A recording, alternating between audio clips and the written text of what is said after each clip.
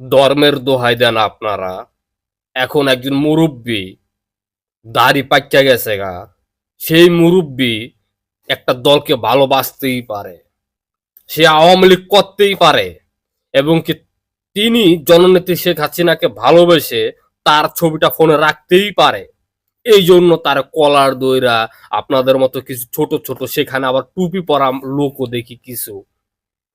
তো আপনারা তারা এইভাবে কলারটা ধরে তারা এইভাবে মারতাছেন, এইভাবে বেজ্জতি করতেছেন। আজকে কোথায় আপনাদের আসমান কাঁপে না?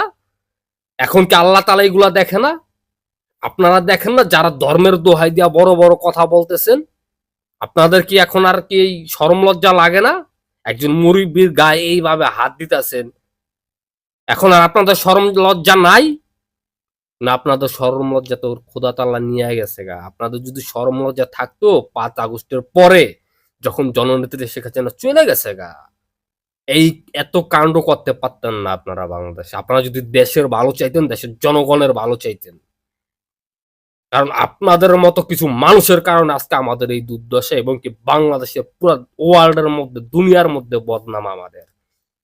আমরা যেখানে যাই আমাদেরকে চোর বলা হয়, কারণ আপনারা গণভবন থেকে যেভাবে চুরি করছেন।